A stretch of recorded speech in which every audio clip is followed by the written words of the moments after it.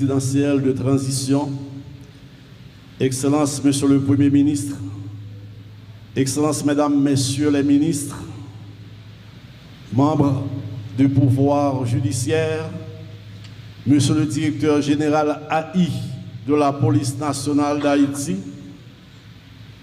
autorités civiles, militaires et policières ici présentes, Mesdames, Messieurs les membres du corps diplomatique, chers frères prêtres, frères et sœurs bien-aimés, loué soit le Christ qui nous rassemble pour célébrer l'Eucharistie à l'occasion des 30 années d'existence de la Police nationale d'Haïti, une institution née dans la tourmente des années de plomb, qui a grandi dans l'adversité, mais qui reste toujours debout malgré les tempêtes de toutes sortes.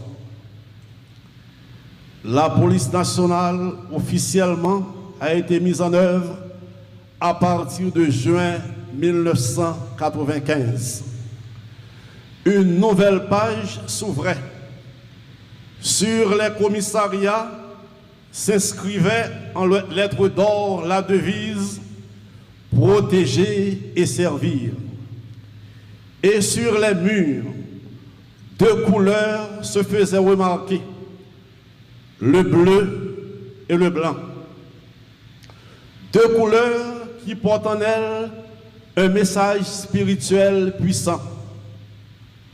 Le bleu, couleur du ciel, est celle de la paix. Le blanc, éclat de pureté, renvoie à l'innocence, à la vérité, à la lumière. Ensemble, ce sont les couleurs de la Vierge Marie, Mère de miséricorde et Reine de la paix. Elle rappelle que dans l'imaginaire chrétien, Marie est la protectrice de ceux qui servent dans l'humilité et la droiture. Nous avons aujourd'hui une pensée spéciale pour ceux et celles qui ont posé les fondations de cette institution. Bien sûr, tout n'a pas été parfait. Le chemin de la PNH est jalonné de failles, de tentations, de dérives. Il y a eu des heures sombres, des infiltrations, des actes indignes qui ont mis en jeu l'intégrité du corps et menacé son existence même. Mais l'institution a survécu parce que ses bases ont été plantées dans la volonté d'édifier un état de droit où la sécurité du citoyen repose sur la loi et non sur la peur. Dans une démocratie fragile comme la nôtre, les institutions doivent être sans cesse nourries, surveillées, purifiées. Il ne suffit pas de créer une force de police. Il faut la former sans relâche, l'encadrer, l'épurer, l'évaluer. Frères et sœurs bien-aimés, au cours de ces 30 années, combien de policiers ont payé de leur vie le prix de leur engagement? Combien de familles pleurent un fils, une fille, un mari, une épouse, un père, une mère, un oncle, un cousin tombés dans l'exercice du devoir? Leurs sacrifices, souvent discrets, parfois oubliés, s'inscrivent dans la logique même de l'Évangile. Il n'y a pas de plus grand amour que de donner sa vie pour ce qu'on aime. Jean chapitre 15, verset 13. À toutes ces familles endeuillées, l'Église dit, nous prions avec vous Nous pleurons avec vous et nous espérons que l'État honore ses devoirs envers vous. L'évangile proclamé en cette Eucharistie, frères et sœurs, nous situe au cœur du récit de la dernière scène, un moment crucial dans la vie terrestre de Jésus. La scène est paradoxale. Alors que Jésus annonce sa passion, les disciples se disputent sur la préséance, sur la grandeur. Cette contradiction souligne leur incompréhension profonde de la mission du Christ, fondée sur le service et l'humilité. Jésus, dans un geste désarmant, le lavement des pieds, les enseigne. Il leur dit: les rois des nations les commandent en maître, et ceux qui exercent le pouvoir sur elles se font appeler bienfaiteurs. Pour vous, rien de tel. Au contraire, que le plus grand d'entre vous devienne comme le plus jeune, et le chef comme celui qui sert. L'autorité, selon l'Évangile, n'est pas un privilège, mais une charge. Il ne s'agit pas d'une position à défendre coûte que coûte, mais d'une responsabilité à assumer au service des autres. Cet enseignement doit résonner avec force dans notre cité meurtrie, où l'autorité est souvent confondue avec la domination, la force ou le privilège. La parole de Jésus s'adresse à tous, mais en particulier à vous, membres de la PNH, du Conseil supérieur jusqu'aux nouveaux gradués. La mission de la police étant d'assurer la sécurité, de protéger les faibles et de défendre l'ordre public, les citoyens doivent trouver en vous, policiers, policières, une présence ferme, mais juste. Un corps armé, mais au service du droit et non de l'arbitraire. Pour continuer, je voudrais aborder avec amour et humilité, sans aucune prétention de faire la leçon à quiconque. Je voudrais aborder 3 questions qui me paraissent essentielles pour l'avenir de la PNH. La première, c'est comment peuvent être les relations entre la police et la jeunesse de ce pays. La deuxième, pourquoi et comment la police nationale d'Haïti doit toujours se carapacer pour éviter sa politisation. Et la troisième, comment la police doit moderniser son image. La première question, les relations entre la police et la jeunesse de ce pays. Pour que la police nationale d'Haïti soit véritablement proche de la société civile, il faut mettre en place des mécanismes favorisant la confiance, la communication, la redevabilité et la participation communautaire. Selon des données récentes, des données qui viennent de l'Institut haïtien de statistique et d'informatique, plus de 55% de la population haïtienne est jeune, à environ 25 ans.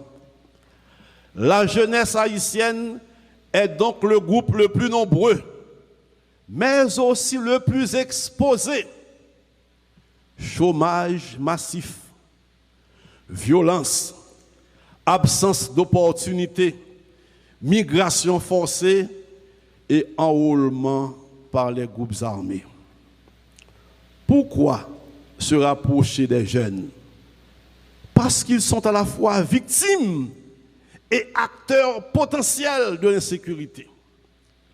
Ils ont souvent une perception négative de la police. Ignorer leur rôle, c'est bloquer le lien avec l'avenir de la société. Comment la police peut-elle se rapprocher des jeunes? Je vais citer 2 ou 3 points, et pas mais nécessaires. Il faut, à mon avis, une éducation à la citoyenneté et au respect mutuel.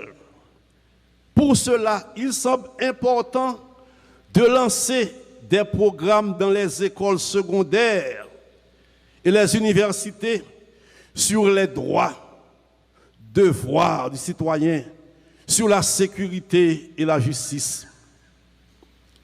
On peut aussi organiser des ateliers de dialogue entre jeunes et policiers. On peut faire des forums, des débats dans l'école, dans le lycée.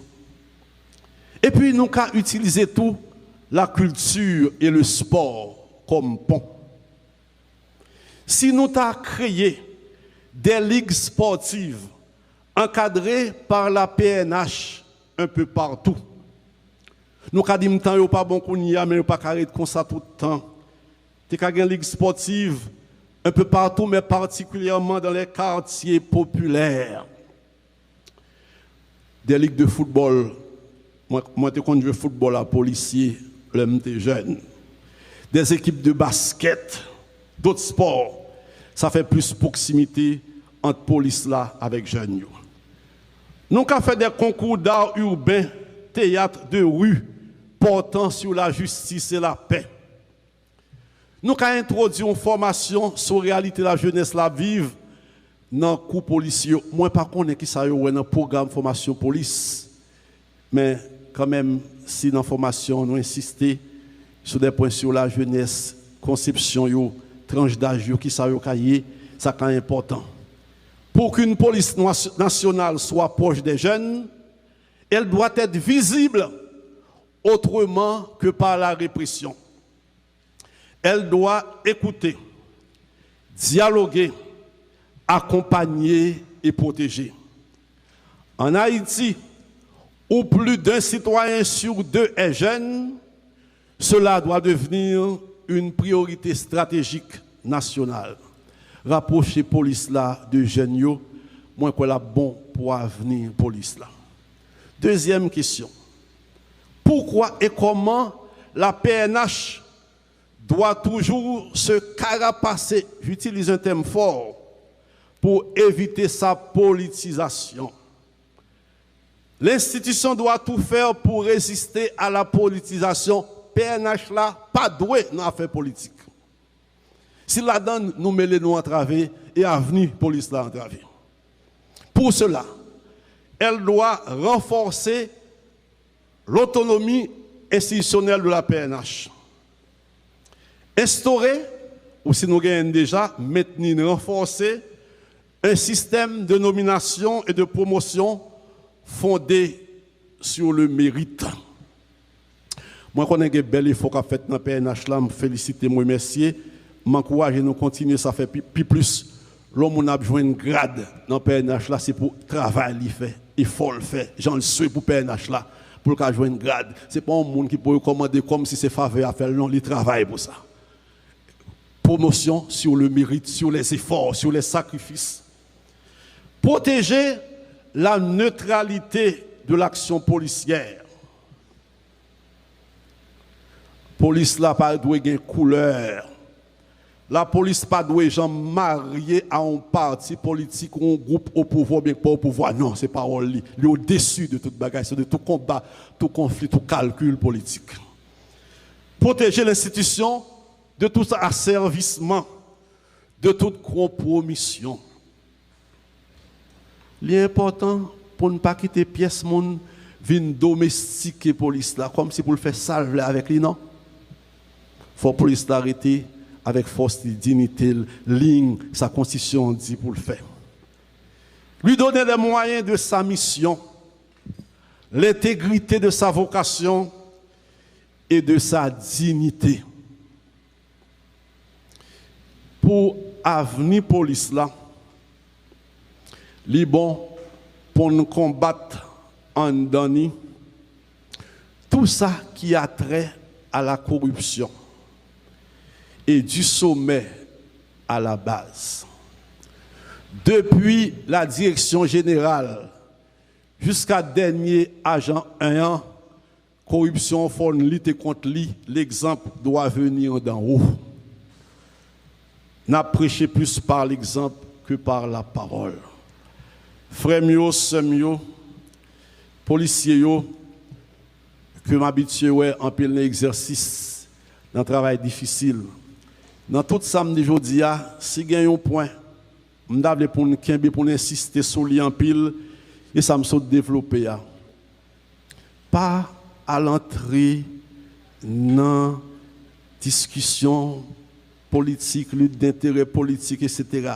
Dans quelques temps, nous avons gagné l'élection dans le pays. Pas de sénateur ou de député pour aller voir les policiers, pour aller créer des bureaux. Non, ce n'est pas travail. Non. Nous ne sommes pas entrés pour nous servir un parti politique. Nous sommes au service de la nation, de la patrie, du droit, du bien, au service du peuple. La troisième et dernière question. Comment la police doit moderniser son image? Je pense que la police doit se protéger des fake news et projeter sa propre image. La police doit travailler quotidiennement à projeter une image de rigueur, de discipline et de transparence et ne pas se laisser envahir par les fake news. Dans ce domaine, elle peut se moderniser et s'efforcer d'avoir une communication directe, proactive et transparente. Direct. Parler, communiquer avec le peuple. Dire ça qui est vrai et clair. Et mon qui bail nouvelle sur la police là. Mon qui fait rapport sur la police là. Nous-mêmes, nous faisons travail nous bien. Dis ça que vérité. Pas inventer, causer. Pas écrit. Pas déclarer dans le micro n'importe quoi. Ni pas faire n'importe qui rapport, nous pas qu'à vérifier sur la police là. Ce n'est pas bon, c'est méchanceté. Là, nous faisons ça, c'est pays, nous faisons du tort. Et nous-mêmes, tout, nous perdons crédibilité, nous faisons tête, nous du tort. Lorsqu'on média qui envoie l'annonce son bagage, il vérifie, il a la valeur. Mais lorsqu'on qui dit n'importe quoi, n'importe quoi, il n'a pas l'importance. Si une association, institution, groupe, en vont annoncer, vont faire rapport, il faut vérifier, il faut avoir des preuves et pas tordir la vérité au profit d'un groupe. Non. Moralement, ça détruit une nation, ça détruit une personne. Mes frères et sœurs, policiers et policières, de tout cœur et avec beaucoup de respect, je vous exhorte à travailler à l'esprit de corps et d'équipe qui est essentiel pour renforcer la solidarité entre les agents, la discipline collective, la résilience institutionnelle face aux crises et la résistance aux influences extérieures. Mais invitez-nous pour nous solidaires, connaissez-nous nos corps. Tout ça fait belle car jaillit sous quoi. Mais tout ça fait l'aide à jaillir automatiquement sous quoi. Nous avons besoin de solidarité pour nous capables renforcer nous contre toute mauvaise influence qui vient attaquer nous. Policiers, policières, soyez fermes, mais juste comme je l'ai dit. Vous le savez mieux que moi, la sécurité n'est pas d'abord une affaire de matraque ou de fusil. La sécurité commence par la justice, la confiance et la fraternité. Une société en paix est une société où chacun se sait protéger, écouter, respecter. Soyez lucides, chers policiers, et en même temps compatissants. Usez de la force seulement quand la paix est menacée, mais jamais contre des citoyens sans défense. Utilisez la force, les gens ont crasé, brisé, les gens ont fait manifestation, ont boulé, ont crasé, utilisez force. Mais les gens ont manifesté à deux mains au vide, pas tirer sur eux. Parce qu'ils ont le droit de manifester, mais ils n'ont pas le droit de craser, briser. Opposez une résistance ferme à la violence et au trafic illicite, quels que soient leurs auteurs. Policiers, ouais, peuple dans la rue, peuple qui en battante là, peuple qui sauvé, qui vivent qu'à l'autre monde. C'est sur quatrième caillou, yo quitté caillou ka au monde, c'est même ça de l'autre côté. Ka gen nous qui dans situation ça policiers yo. C'est sur nous peuple a compter. Et sur nous, il compter pour suspendre l'homme en battante, pour tourner la caille, pour vivre.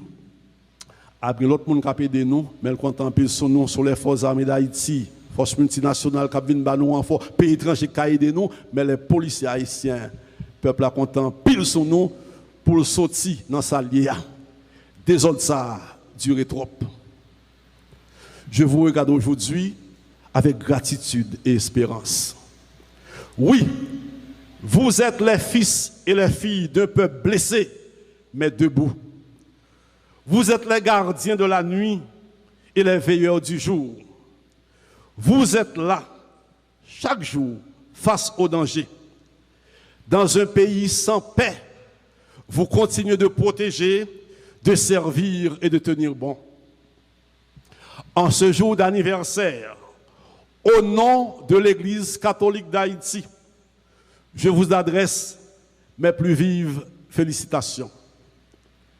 Félicitations et merci à tous les policiers et policières, aux cadres administratifs, aux instructeurs, aux formateurs, à tous ceux qui croient encore à la noblesse de ce métier si exigeant.